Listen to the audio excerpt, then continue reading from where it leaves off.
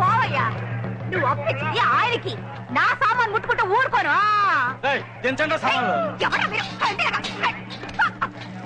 చంపేస్తాను. ఇవన్నీ నా పుట్టినోళ్ళు ఇచ్చిన సారి పేర్లు. కావాలంటే ఓటర్లో ఉన్నవని అటుకెళ్ళండి.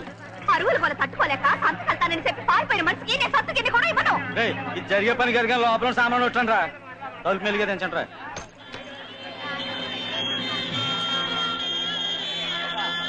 ఇదిగో కొంచెం ఉంట సుందరం. మొత్తం పోగొట్టుకున్నాక నా నీడుండి ఏడిసేయమంట. నేను ఆ పుట్టింటికి వెళ్తున్నాను. సొంత కాళ్ళ మీద నిలబడి 4 కాసులు సంపాదించి నన్ను ఏలుకోవాలి నీకుంటే కాపురించి పంపు. అది నీ వల్ల కాలం అనుకో. రోజు పౌసు చూడకుండా నా అమ్మ కాళ్ళ మీద పడు. నా బాబు ఎట్టాకు 4 కుక్కలు గంజి పసుపు పెంచుతున్నాడు. 5 కుక్కలు పడుదు గాని బండి తీరా. చిన్నబాయ్ గారు తమరు కొన్న లాటరీ ప్రైజ్ వచ్చిందండి.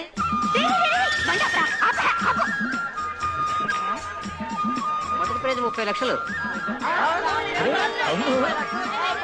80 లక్షలు 30 లక్షలు.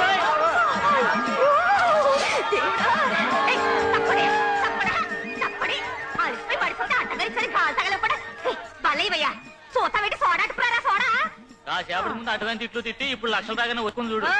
నా మొగుడు నేను అతుక్కుంటా. రోజు రావాలని తిట్టేనతే నీ పెళ్ళ నిన్ను తిట్టేటి. ఇది అట్లాంటిదే. మూసుకొని నీ పని చూసుకోరా.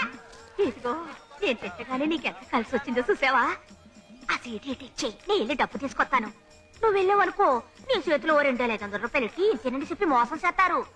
ఆ లక్షల్లా కాడున్నాయంటే కొట్టుబాని కొట్టుబాటుగా నడిపిస్తాను. రోజు నీ చిల్లర ఖర్చు కావాలంటే 5 రూపాయలు ఇస్తాలే.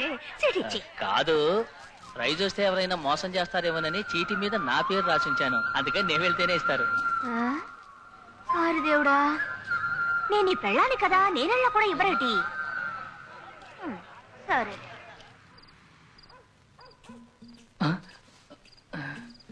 చిన్నబ్బాయి, నీకేదైనా ప్రాబ్లం వస్తే ఆ పుస్తకాన్ని చేతిలో పెట్టుకుని చదువుతున్నట్టుగా నటించు. అబ్బో ఈ cooking name cyclopaedia ఏడ్చినబ్బు.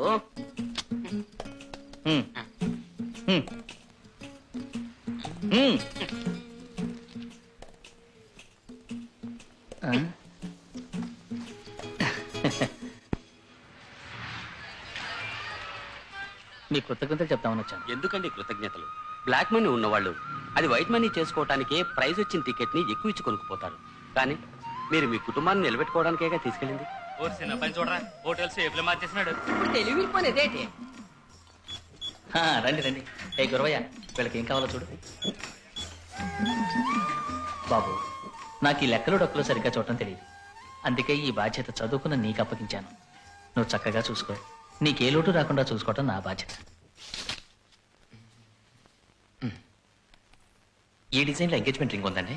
Sorry sir, stock లేదు. ఆర్డర్ ఇస్తే చేసిస్తాం. ఆల్రైట్. మీ పేరు? రామూర్తి.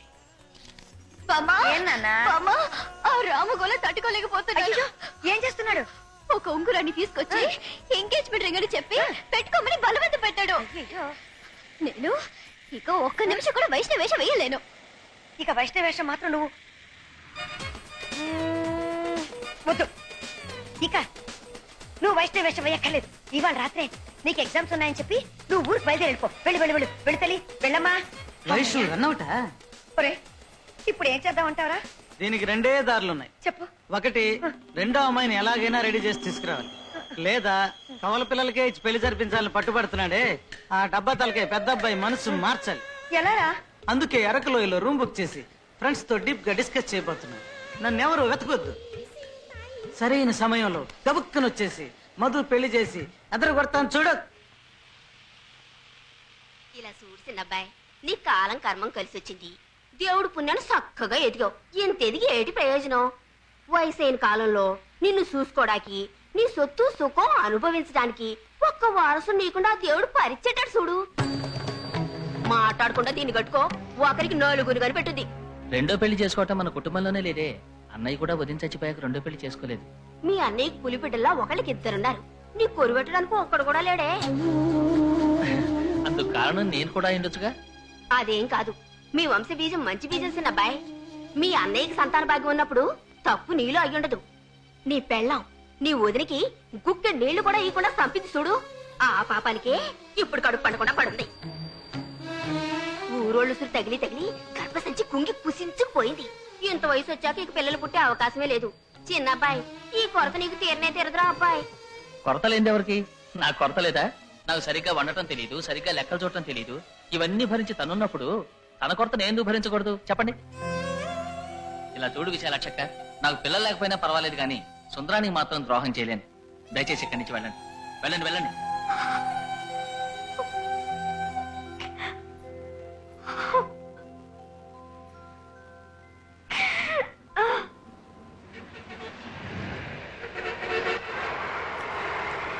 వైషు రండి, ఈ కంపార్ట్మెంట్.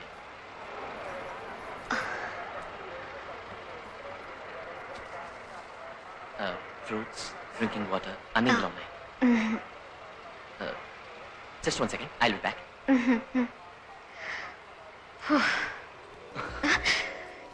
ఇదిగోండి ఉమెన్ సిరా ఫెమినా, చదువుకోవడానికి. మీతో మనసు విప్పి మాట్లాడాలని అందరినీ కట్ చేసుకుని వచ్చాను, కానీ మీరు ఒక్క మాట కూడా మాట్లాడడం లేదే. మీరు మాట్లాడకుండా ఉన్నారు చూసారా, అది కూడా నాకు బాగా నచ్చింది. మీ మౌనం నన్ను చంపుతోందండి. I like it very much. నాకు మిమ్మల్ని చూస్తున్నప్పుడు వదిలే జ్ఞాపకం వస్తుంది. ఆవిడ ఇలాగే ఎయిర్పోర్ట్ లో అన్నయ్య మీద ఎంతో ప్రేమ పెంచుకుని బయటికి చెప్పలేకపోయి కుమిలి కుమిలి ఫ్లైట్ ఎక్కి వెళ్ళిపోయింది. కానీ చూడండి, విధి వాళ్ళిద్దరిని చక్కగా కలిపింది. మీరు వదిలిలా ఏం చెప్పకుండా వెళ్ళిపోతే నేను ఇక్కడ కుమిలి కుమిలి చేస్తానండి. నేను మీకు నచ్చానండి.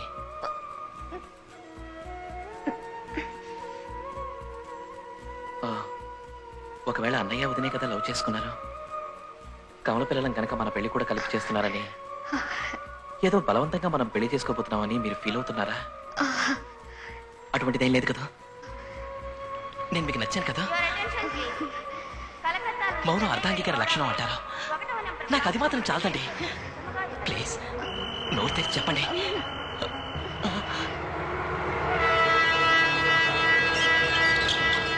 సిగ్నల్ పడింది, రైలు కదులుతుంది, కానీ మనలో మాత్రం ఎక్కడికి కదలకుండా అక్కడే ఉంది.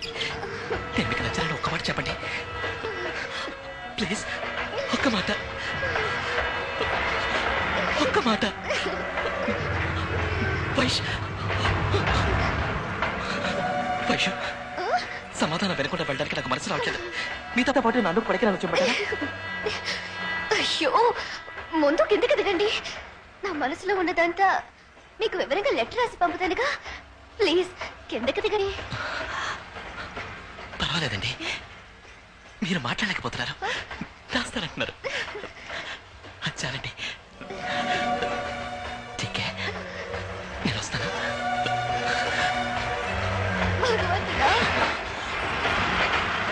వైషు, ఒక్క మాట ఖచ్చితంగా రాయండి. ఐ లవ్ యూ రాయండి.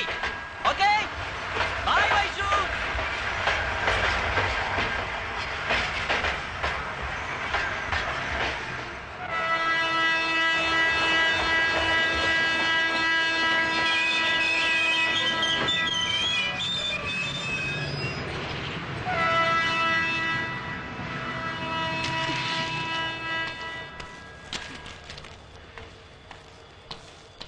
మధు, నేను ఇక్కడున్నాను.